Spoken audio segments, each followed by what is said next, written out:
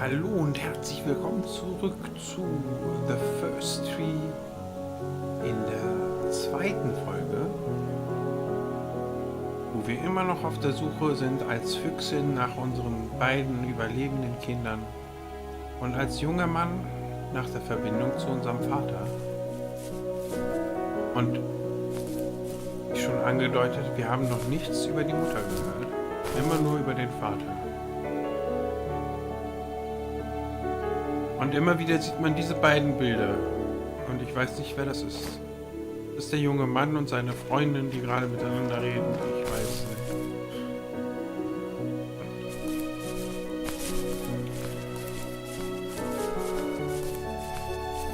Aber wir müssen weiter. Ich weiß nur nicht, in welche Richtung. Hier nicht. Doch, oder? Also es geht hier lang. Nur sehr beschwerlich.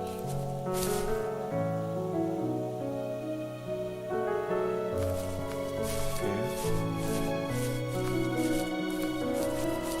Ah, und hier ist die Alpha-Wand. Und hier ist auch eine Alpha-Wand. Okay.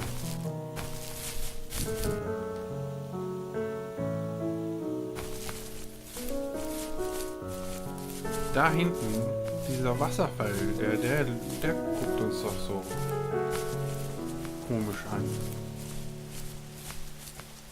Vielleicht geht's da weiter.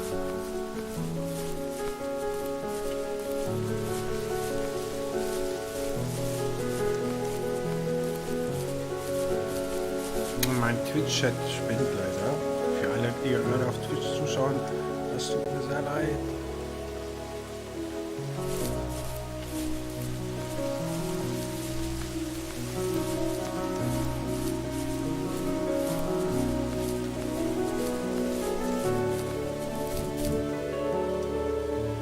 Da irgendwie weiter.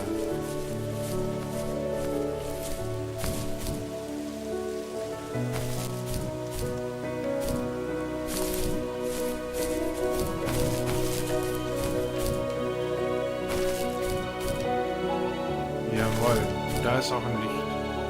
Das heißt, wir sind auf dem richtigen Weg. Da ist noch eins.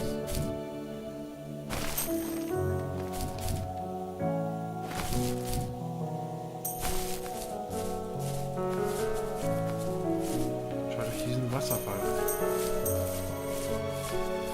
Die Schmetterlinge.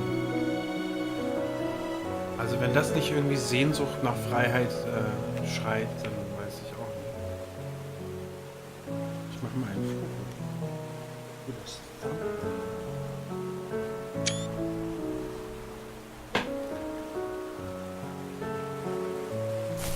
Da leuchtet was.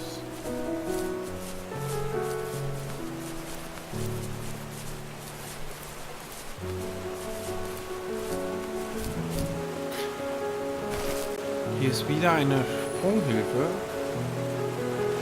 Ein Sprung helfen sie uns, irgendwas zu kriegen, was wir sonst nicht kriegen würden. Wahrscheinlich was. Jawohl. Danke, Schmetterling. Die mich immer wieder an Chloe erinnern von Life is Strange.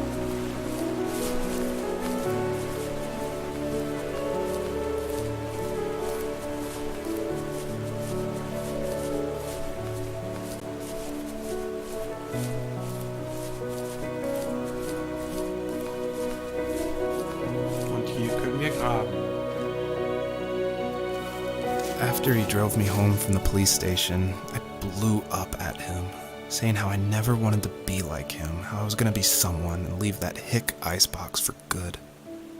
He just looked forward at the road with tired eyes. I took out that bluegrass tape from the cassette deck and chucked it out the window. In my sage teenage wisdom, I thought I had proved the ultimate point. But my dad had a different idea. He slammed the brakes, slowly bowed his head while gripping the steering wheel, and finally looked at me. All he said, like it was a polite request, was, "Make this right." I sat there in silence, fuming, but I eventually got out and combed every square inch of the woods, muttering profanity after profanity. I found it 30 minutes later, near a small waterfall off the road. I went back to the truck, put the wet tape back in, and sure enough, it worked. We didn't speak another word to each other the rest of the night. Wow, I knew you were a crazy teenager, but... It's hard to believe, isn't it? It surprises me too.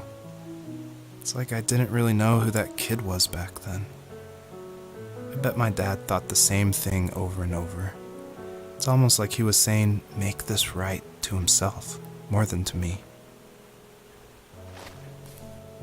Ja. Nach der Aktion mit der Polizei ist er mit seinem Fahrrad nach Hause gefahren und war wütend auf alles und jeden und hat die Kassette aus dem Autoradio einfach rausgeschmissen und hat gesagt, ich will hier nicht mehr wohnen in dieser Eiseskälte. Und dann hat der Vater angehalten und meinte einfach nur, wohl auch in einem sanften Ton, bring das wieder in Ordnung. Und dann hat er eine halbe Stunde lang gesucht in den Wäldern nach dieser Kassette und hat dann die nasse Kassette zurückgebracht.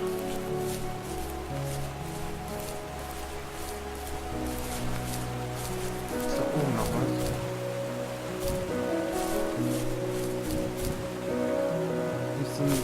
Hier ist vielleicht das Auto, mit dem sie gefahren sind. Das würde zumindest zu einem Holzfäller passen, das Auto. Auch wenn ich jetzt keine Klischees nehmen will.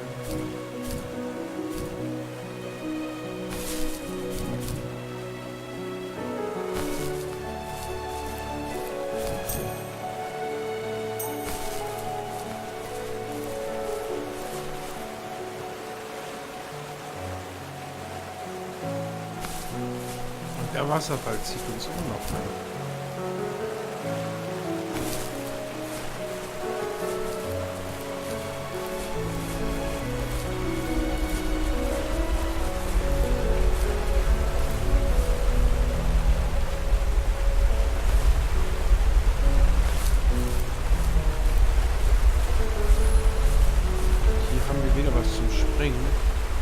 Wahrscheinlich für den Wasserfall. Oh Mann. Aber wir haben nur einen Sprung, deshalb weiß ich nicht.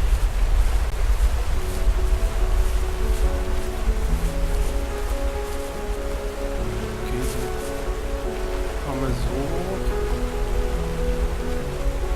Hier kommen wir auch noch so hoch. Aber hier kommen wir nicht weiter und wenn wir einmal springen, sind die Schmetterlinge weg. Aber da gibt es neue Schmetterlinge.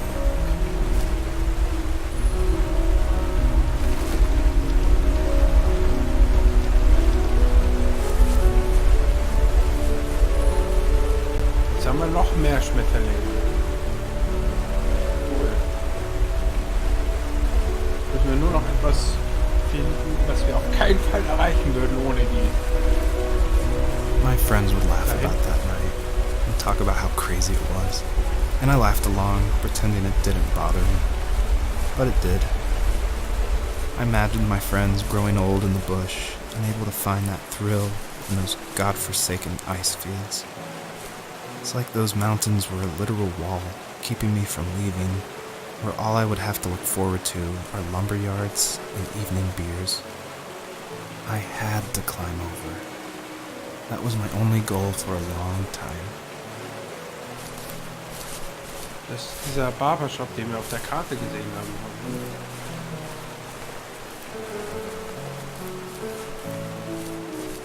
Und das dürfte der Grund für die Schmetterlinge sein, dass wir zwei haben, dass wir hier hochkommen.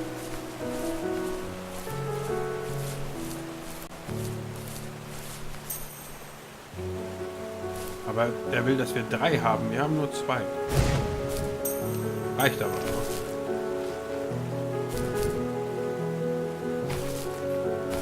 Okay.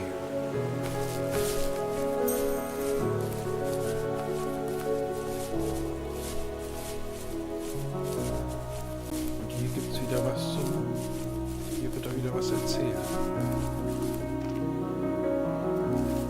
If there was some way I could take my love of drawing and turn it into a way of escape, nothing would make me happier. I wanted to create instead of tearing trees down. I wanted to move to the lower 48, not because I hated it there in Alaska, but I hated the idea of it. It's like all of that spite inside me had created this monster which followed me around my whole teenage years. I put so much energy into doing what others didn't expect of me. Why did I do that? There's one fact you're forgetting, though. If you didn't have that fire in you, we probably would have never met. You're absolutely right. Maybe the destination is all that matters in the end. But then why am I awake? Why am I seeing this fox go on her journey? And why can't I stop thinking about my dad? Ja. Er fragt sich, warum er nicht aufhören kann, über seinen Vater nachzudenken. Vielleicht ist der Vater tot. Vielleicht haben sie sich endgültig zerstritten. Das werden wir wahrscheinlich auch herausfinden.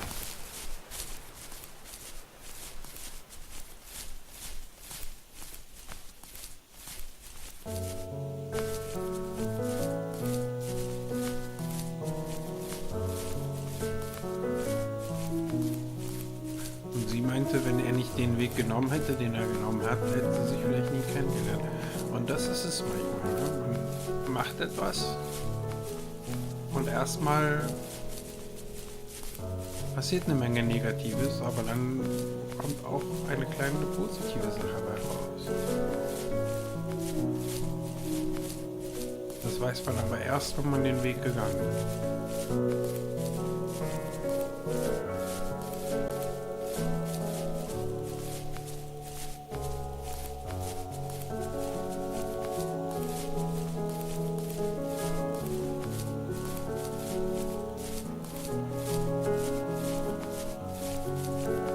Hier sind es wieder Vögel, so wie es aussieht, keine Schmetterlinge mehr. Und es wird dunkel.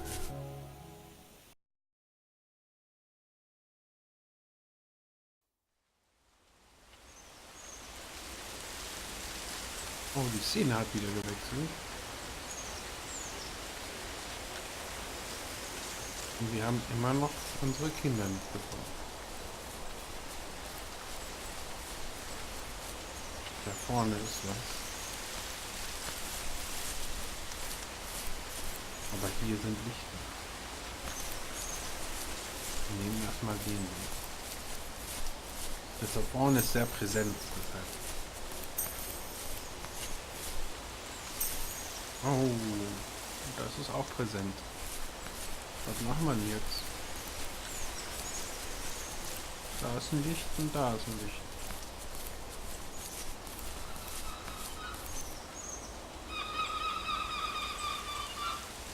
Aber das... Ich weiß es nicht. Gehen wir es mit sehen.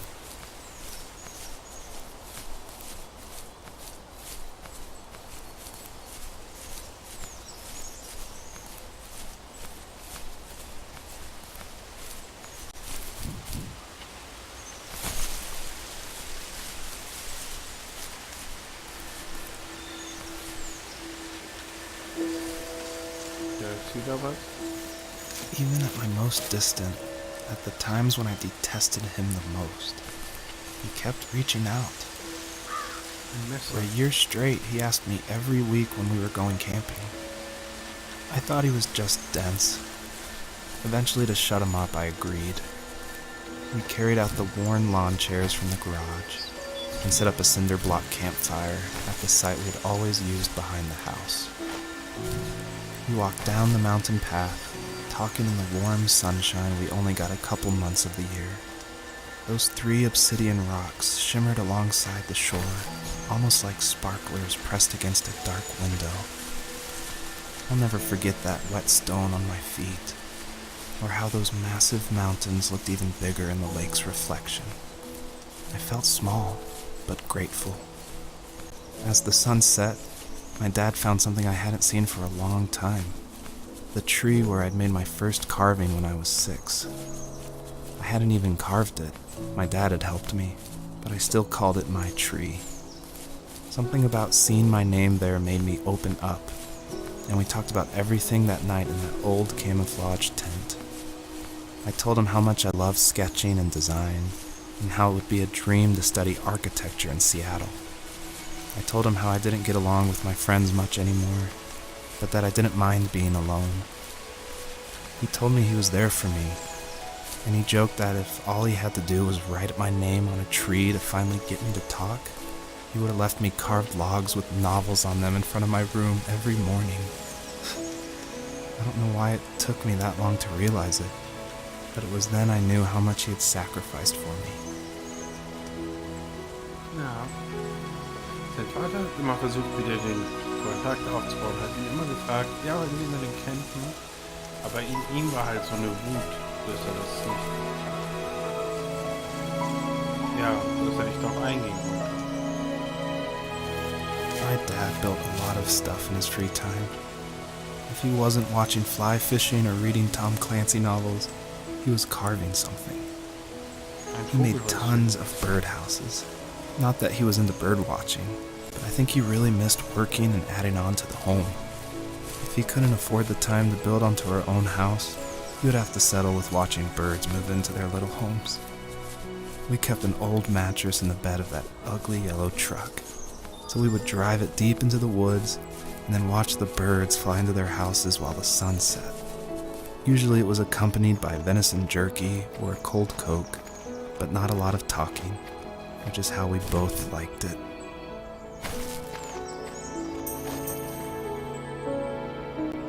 $50 Sterne, gab gerade eine Errungenschaft.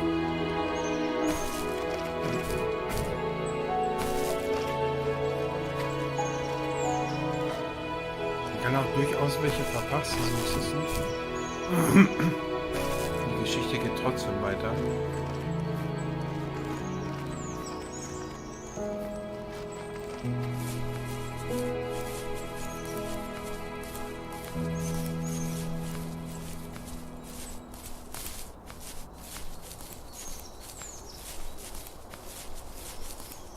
Und immer noch sind wir ganz allein.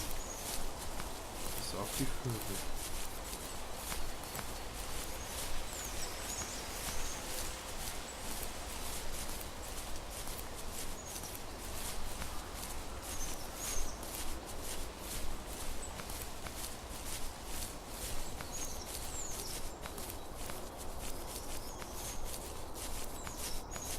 Au. Da will ich mich einmal umgucken und laufe gegen einen Baum. Oh. Okay.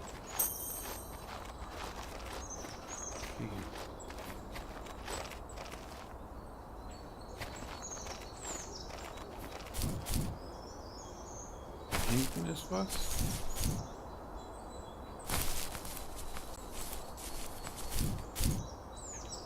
Und da hinten ist was. Nur erstmal da hinten.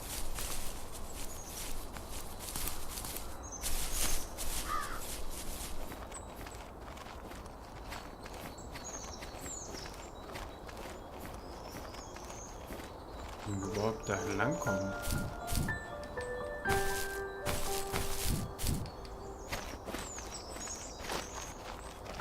Sieht nicht so aus. Nö. Aber da ist was zum Einsammeln.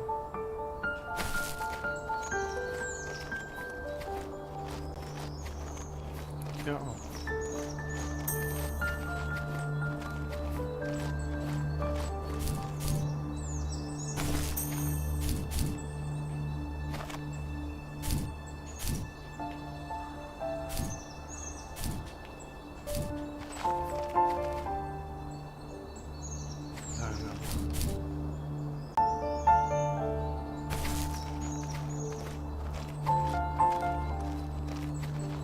Dann scheint das hier der richtige Weg zu sein.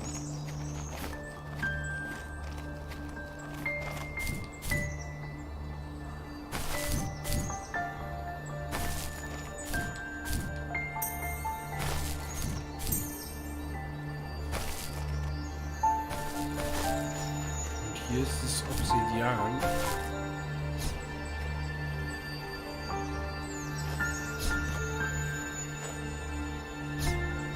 Habe ich nicht. Was will er von mir?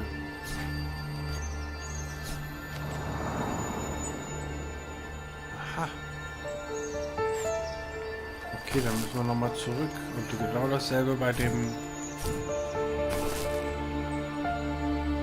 Baum da hinten machen.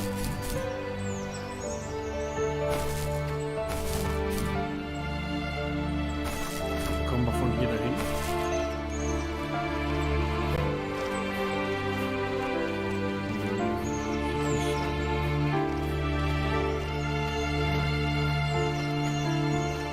Schau ihn nochmal in die Ecken. Oh, hier ist ein...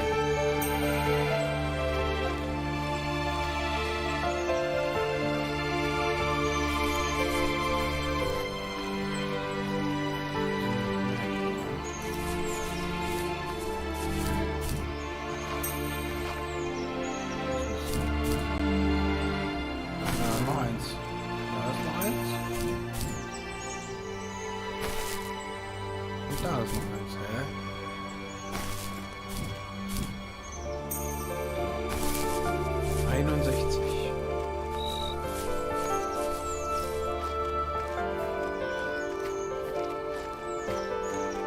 Wir müssen zurück zu dem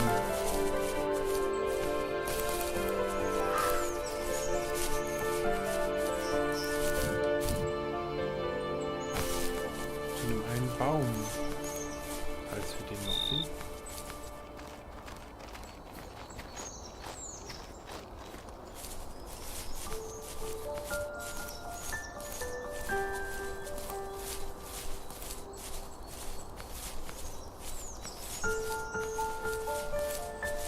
Wenn wir ihn sehen, erkennen wir den schon. Aber noch ist hier nichts.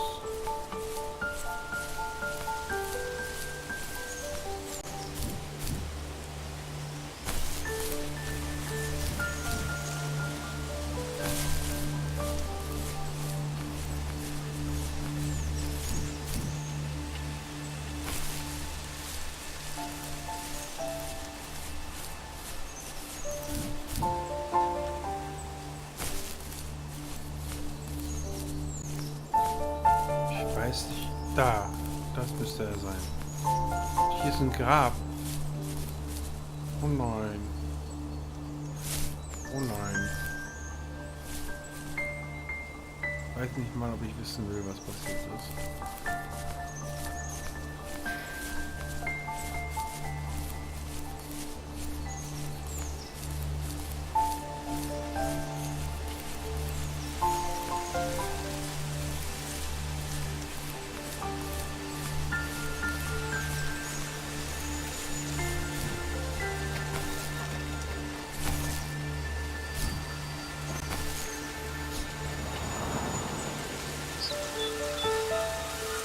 Von 3.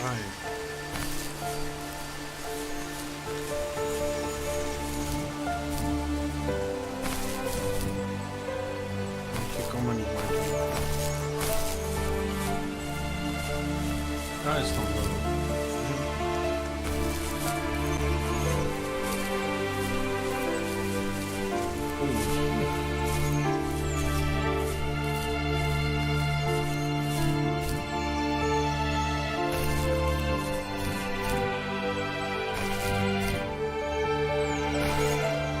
Nein!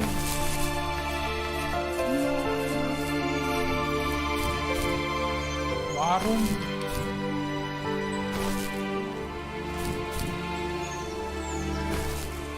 ist ja wie früher bei den Jump'n'Run.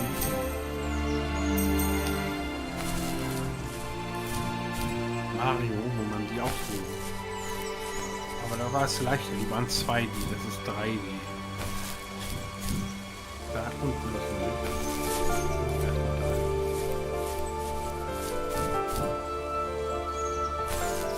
Ein Stück von einem Haus.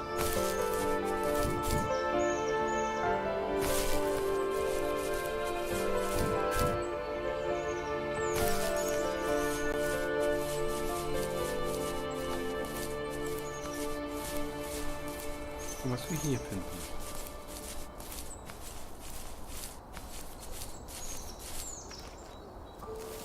On our property, there were old abandoned pieces of a shed and car long left unused. I used to ask him all the time who those people were that left all this junk, and I'm sure he got so tired of hearing it that he made up some elaborate stories how a brown bear ate them and haunted the woods afterwards. What's funny is I think it made those people seem more real. Growing up thinking they were still hanging out like they couldn't say goodbye. I used to tell my friends how I could swear I saw spirits move near the water, and that always freaked them out. I guess it didn't bother me, because the way I saw it, they were normal people with old cars and sheds, just trying to figure out how to survive and be happy in the middle of nowhere. It was a cool thought that they didn't want to leave, but you know, I was a weird kid. Well, you had good company since those ghosts like living in a place where they were brutally devoured.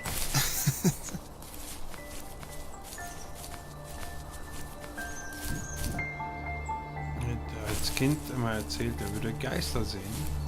Einfach nur um seine Freunde wohl zu erschrecken oder sich vor ihnen wichtig zu machen. Und auch das bereut er. Und er bereut eine ganze Menge aus seiner Vergangenheit. Was liegt denn da? Das ist das Camping-Ausrüstung. Und der Vater immer gefragt hat, naja, wann gehen wir denn campen? Und er hat ihm nie eine Antwort gegeben. Und vielleicht ist es jetzt auch schon zu spät, um eine Antwort zu geben.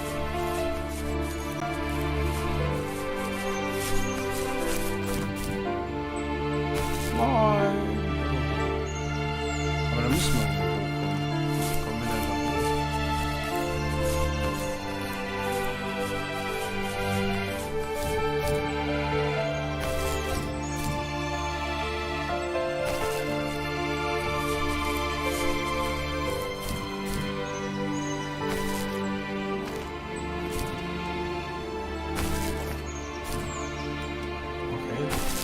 Können wir nur noch einmal springen, ich weiß nicht warum.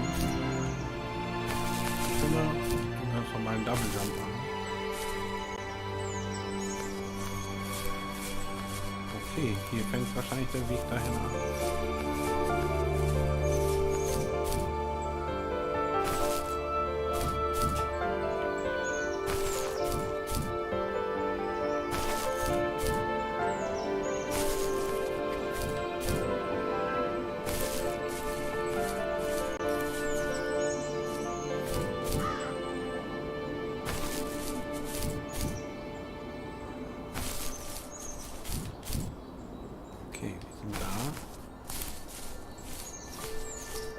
Das ist der letzte Obsidianstein.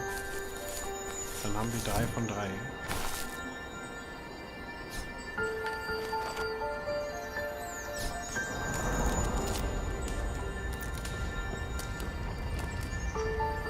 Da ist irgendwas passiert, in der Richtung.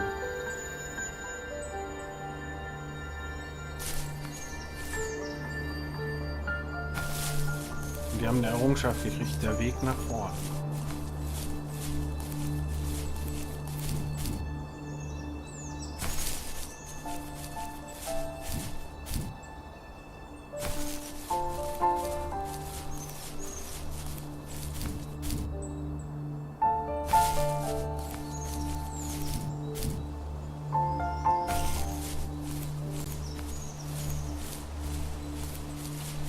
Gerne irgendwas verpassen.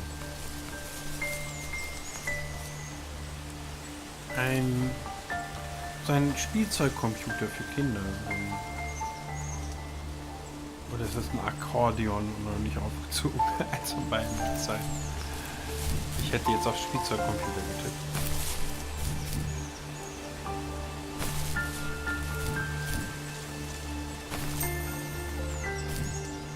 »66.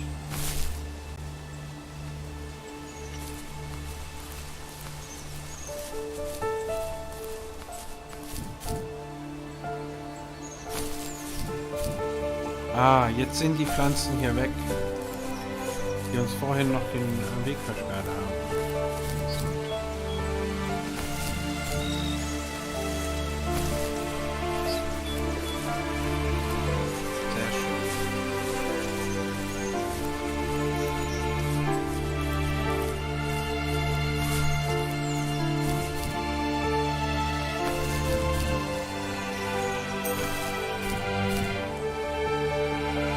Und da ist jemand. Da ist ein Wolf, glaube ich.